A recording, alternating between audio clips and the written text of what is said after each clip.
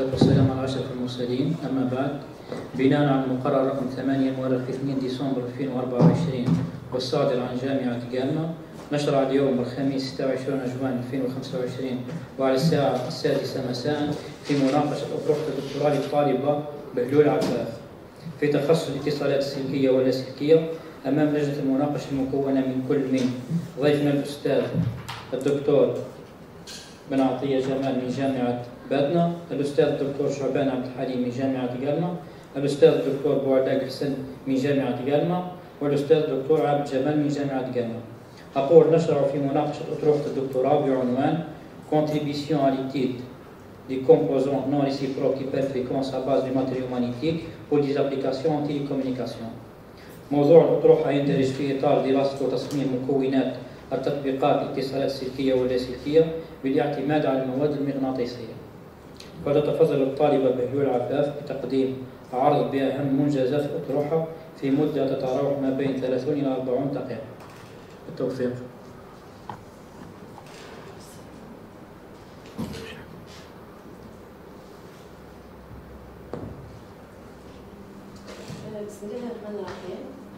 Bonsoir, monsieur le membre de jury. Je vous remercie pour votre présence aujourd'hui. Je tiens à exprimer ma gratitude à mon cadran et toutes les personnes qui m'ont soutenu dans la réalisation de cette thèse. Le sujet de ma thèse est intitulé Contribution à l'étude de composants réciproques et hyperfréquences à base de matériaux magnétiques pour des applications en télécommunication. Cette étude s'inscrit dans le domaine des télécommunications et vise à étudier et concevoir un circulateur hexagonal, un dispositif qui permet de diriger les ondes électromagnétiques dans une direction spécifique, tout en empêchant les retours indésirables. La représentation sera structurée selon ce plan en 6 parties. Premièrement, l'importance CG. Deuxièmement, contexte et problématique. Troisièmement, l'objectif. Quatrièmement, méthodologie et résultats. Cinquièmement, conclusion. Enfin, les perspectives. Nous commençons par l'importance CG. Les circulateurs coplanaires sont cruciaux pour des applications dans des domaines variés, tels que les télécommunications, les systèmes radars et les instruments de mesure. Leur conception permet d'intégrer facilement ces dispositifs dans des circuits imprimés, tout en offrant des performances optimisées. Contexte et problématique. Les circulateurs sont des dispositifs essentiels dans les systèmes de télécommunication et radars. Leur rôle principal est de permettre une propagation unidirectionnelle pour les ondes électromagnétiques. Cependant, les circulateurs traditionnels ont des limitations en termes de taille et d'intégration dans les systèmes. Dans ce contexte, que la conception d'un circulateur coplanaire devient pertinente car cette structure offre à la fois une compacité et une performance accrue. L'objectif de cette étude est de concevoir un circulateur coplanaire avec une forme spécifique conforme aux avancées technologiques en matière de miniaturisation, tout en optimisant ses performances en termes du phénomène de non-réciprocité. Méthodologie de conception et résultats. J'ai retenu le circulateur comme un composant non réciproque qui présente l'objet principal de cette étude. La structure du circulateur présente une topologie coplanaire utilisant le ferrite comme un matériau magnétique pour contrôler la propagation des ondes et assurant une réciprocité améliorée.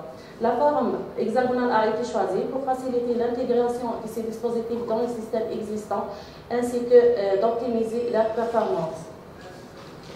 Dans cette section, nous aborderons en détail notre conception ainsi que les études sur lesquelles nous nous sommes appuyés pour développer un composant optimal. Pour cela, il est nécessaire de connaître les propriétés de ferrite dans le domaine micro-ondes et principalement dans notre cas. Nous commençons par les propriétés de ferrite. Le ferrite est constitué de plusieurs grains cristallins. Chaque grain cristallin contient plusieurs domaines de vis qui sont des régions où les moments magnétiques sont alignés d'un domaine à un autre. Les directions peuvent varier, ce qui fait que les matériaux peuvent apparaître comme non magnétisés. Le moment magnétique résulte de deux contributions. La première contribution, c'est le moment du spin et au mouvement d'électrons autour de lui-même. Et la deuxième contribution, c'est le moment orbital et correspond au mouvement d'électrons autour du noyau. Ce moment est généralement négligeable à cause de l'effet cristallin du ferrite. En restant sur les propriétés de ferrite, on considère un ferrite de forme ellipsoïde lorsque nous appliquons un champ externe selon l'axe de facile alimentation du ferrite. Le moment à l'intérieur du ferrite s'aligne avec le champ externe, ce qui génère un champ interne égal à le champ magnétique appliqué plus l'alimentation à saturation fois le coefficient de magnétisation. En présence d'une onde électromagnétique, les moments à l'intérieur du ferrite entrent en précision géomagnétique, ce qui entraîne une déviation de l'alimentation de l'axe OZ. Donc l'alimentation à saturation sera égale à la sensibilité magnétique fois la somme de ondes incidentes plus le champ interne. Cette précision suit la relation de l'argent telle que la pulsation de résonance égale à la pulsation du champ interne. Si la fréquence d'une onde incidente égale à la fréquence de précision, il se forme ce qu'on appelle la résonance gyromagnétique. C'est le couplage entre l'onde incidente et le moment dans un champ magnétique, ce qui génère une absorption maximale de l'énergie à une fréquence bien précisée. Le comportement gyromagnétique ferrite est modélisé par le tenseur de Polder, dans laquelle la perméabilité devient un tenseur non symétrique contenant les éléments suivants. Mi-R, c'est la composante complexe de la perméabilité, kappa, c'est le terme de couplage. Nous avons utilisé un ferrite d'eau ésathéré de type grina-yttrium-fer, caractérisé par une alimentation satérée de valeur de 1780 Gauss. Lorsque nous appliquons un champ externe de valeur de 902,97 millitesla, le champ généré a une valeur de 557 kA par mètre pour une fréquence de fonctionnement de 10 GHz. D'après le modèle de Polder, les éléments du tenseur de la perméabilité sont exprimés en fonction des fréquences suivantes. Oméga, c'est la fréquence opérationnelle, et oméga 1, la fréquence liée à l'alimentation, et oméga 0, c'est la fréquence du champ appliqué. Nous avons étudié l'évolution des 6 paramètres en fonction de la fréquence et en fonction du champ magnétique interne. Nous voyons que la résonance de la perméabilité apparaît autour de environ 6,2 GHz en fonction de la fréquence et apparaît en fonction apparaît la résonance gyromagnétique de la perméabilité apparaît en fonction du champ interne autour de 0,72 Tesla.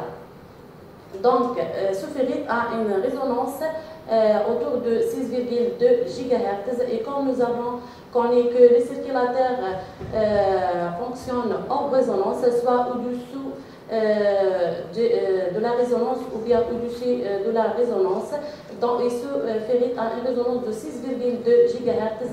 Donc, ce ferrite nous permettra à savoir réaliser un circulateur fonctionne au-delà de 10 GHz par un autre phénomène, c'est le phénomène de déplacement de champ. Pour bien comprendre le principe de fonctionnement du circulateur à déplacement de champ, nous prenons un exemple d'une ligne coplanaire sur une couche de ferrite.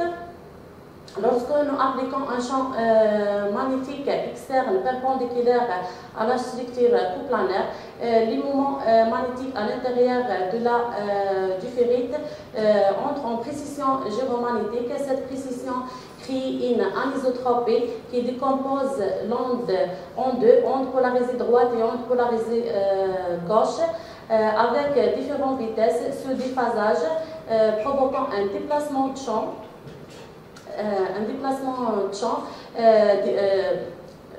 permet de déterminer une direction privilégiée pour la propagation des ondes. Donc, ces ondes interfèrent de façon constructive dans un certain axe, entraînant la transmission de signal, et dans l'autre axe, par une façon destructive. Dans notre cas, la présence du plan de masse au-dessus du ferrite agit comme une transition électromagnétique, diriger le signal déplacé vers une zone spécifique. Dans notre cas, la zone, c'est le conducteur central du circulateur, et contrôler la propagation des ondes dans une direction unique. Dans une direction unique. Cette figure montre la distribution de champs électromagnétiques dans une topologie coplanaire. Le champ électrique concentré entre les conducteurs, il est dirigé horizontalement entre les plans de masse latéraux et le conducteur central. Tandis que le champ magnétique forme des lignes en boucle autour du conducteur.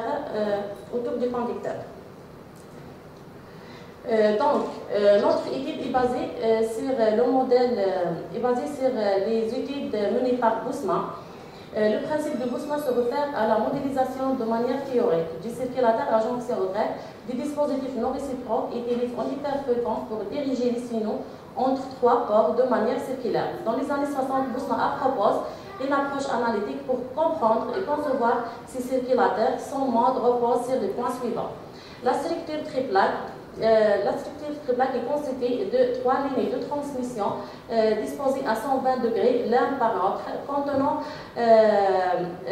connectées à une région centrale contenant un disque de ferrite. Ce disque de ferrite est séparé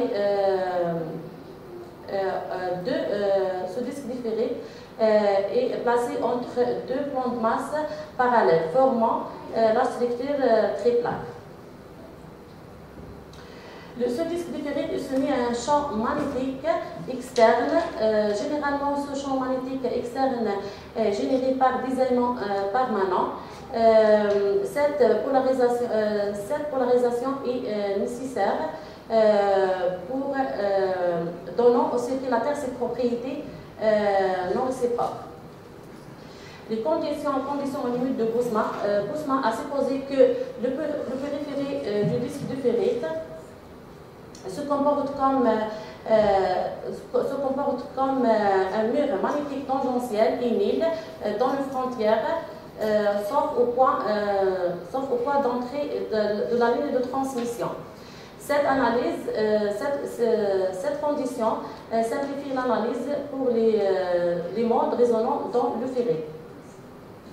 Mode résonnant, l'analyse révèle que deux modes au sens opposé peuvent résonner dans le ferrite. L'interaction avec ces modes modulés par l'anisotropie est nécessaire pour le bon fonctionnement du circulateur. Conditions de circulation. Pour qu'un circulateur se produit optimal, deux conditions principales doivent être satisfaites. Conditions de résonance. La fréquence du mode sont compatibles avec la fréquence opérationnelle, et conditions de couplage. Un couplage est nécessaire entre les lignes d'axe et le disque de ferrite pour une transmission efficace entre le port 1 et le port 2. Parmi ces conditions, la largeur d'axe doit être égale à 2R sinus C, sachant que R c'est l'orion du disque du ferrite et C c'est l'angle de couplage. Le circulateur hexagonal est fréquemment étudié en se basant sur la théorie du Bousma ainsi que les conditions de dimension de Halfand d'après Hassan, le conducteur central du circulateur représente deux configurations distinctes. La première configuration où le conducteur central est couplé à son avec les lignes de transmission avec une condition de couplage avec une largeur de la ligne égale à 2R cos alpha tangent C. Et la deuxième configuration, le conducteur central du circulateur est couplé latéralement avec les lignes d'axe avec une largeur d'axe égale à 2R cos 60 degrés moins alpha tangent C. Et donc, l'étude théorique du circulateur hexagonal étant très complexe, j'ai utilisé le HFSS pour modéliser mon modèle. Ce logiciel permet de représenter le comportement et l'analyse ou l'optimisation de mon modèle. Donc mon modèle c'est le circulateur coplanaire hexagonal irrégulier, et comme le circulateur coplanaire n'ayant pas défini par des règles de conception, donc une étude triplaque est nécessaire et les résultats obtenus dans le cas triplaque doivent être transférés au cas coplanaire. Donc nous commençons par le circulateur triplaque. La structure triplaque est symétrique.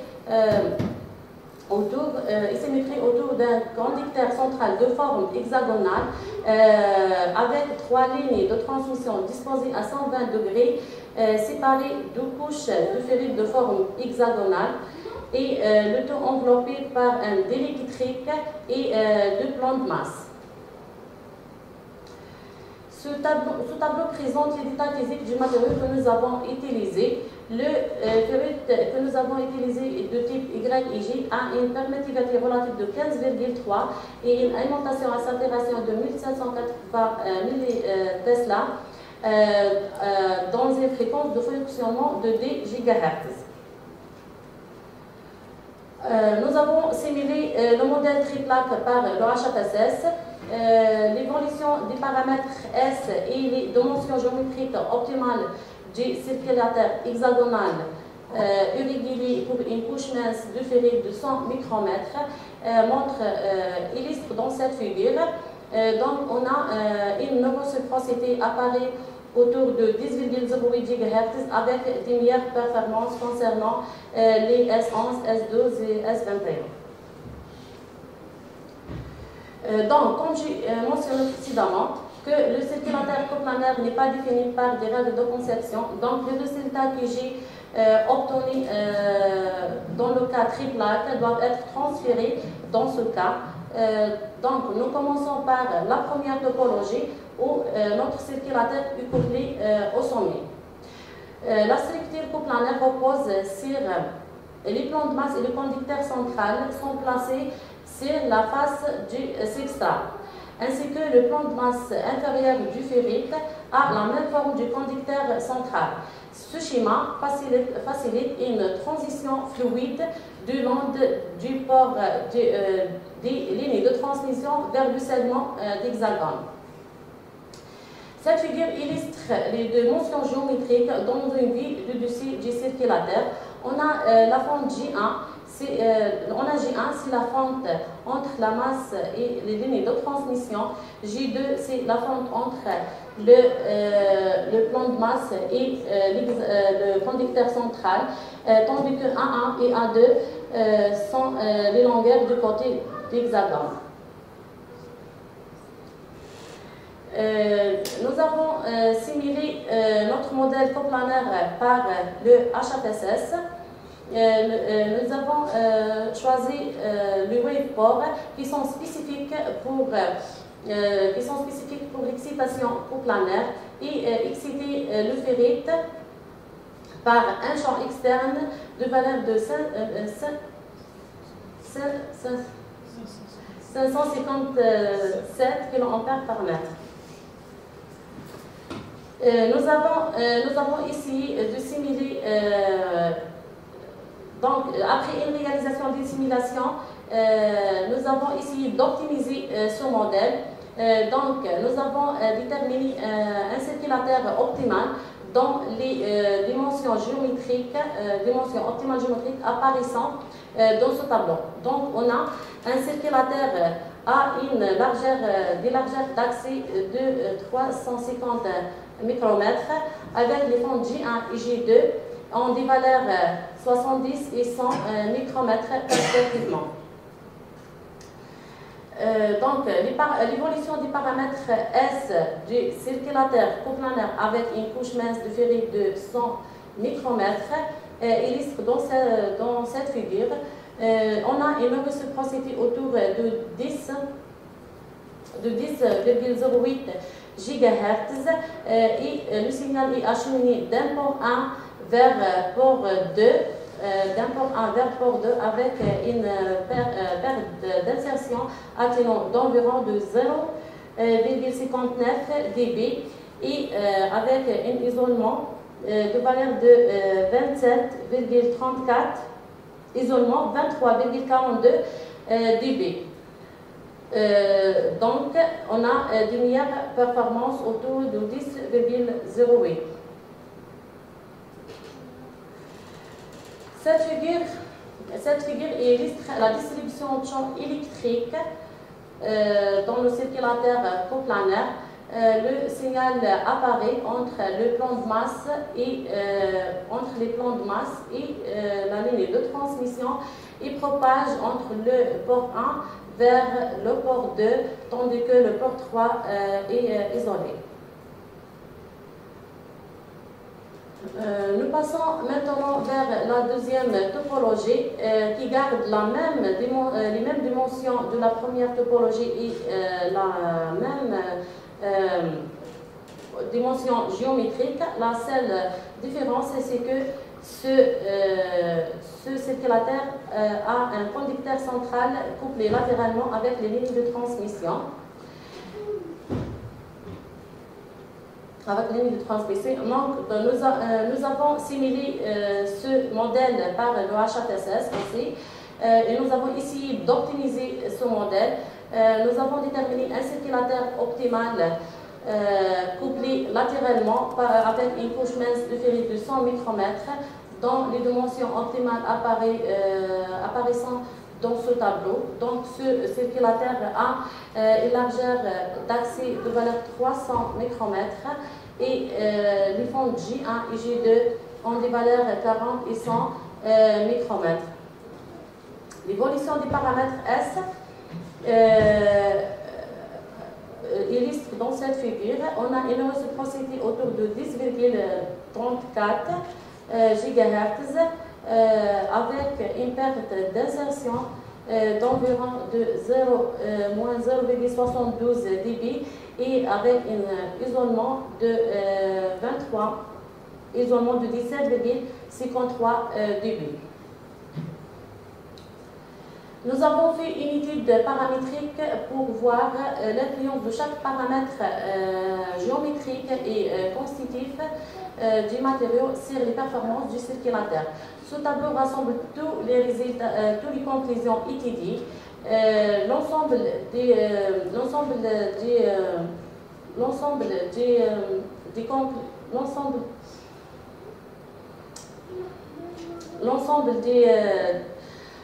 des paramètres exerce une influence significative sur les performances du circulateur.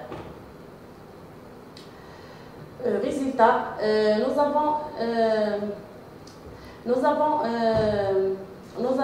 ce tableau rassemble tous les modèles présentés dans cette étude avec une variation de l'épaisseur de ferrite de 1000 à 75 micromètres pour tous les conceptions. Donc, nous avons remarqué que les performances du circulateur se sont améliorées lorsque nous avons minimisé l'épaisseur du ferrite à 100 micromètres pour le design 2, où le conducteur central est soumis avec les lignes couplé au sommet avec les lignes d'accès. On a des meilleures performances autour de 10,08 GHz. Conclusion, notre travail répond aux attentes industrielles en termes de conformité avec les moyens disponibles. En effet, la géométrie coplanaire est simple à mettre en œuvre et la militarisation d'un circulateur à partir de fils magnétiques minces fonctionne autour de 10 GHz, constitue un enjeu essentiel et une base de l'innovation technologique. Nous avons comparé notre circulateur avec le modèle existant dans la littérature scientifique. Nous avons constaté que notre modèle améliore les performances du circulateur avec une couche de masse de ferrite de 100 micromètres, donnant au circulateur de meilleures performances par rapport aux autres modèles. Les perspectives, dans ce cadre, nos perspectives, nous envisageons de réaliser correctement ce modèle afin de prouver sa faisabilité. De plus, nous aspirons à concevoir un circulateur autopolarisé afin d'alléger la structure et réduire encore davantage sa taille. Et voilà l'article que j'ai publié, intitulé Numerical Study of Passive Irregular Hexagonal Circulator with Coplanar Topology in the band 7 to 10 GHz. Merci pour votre attention et je suis à votre disposition pour répondre à vos questions.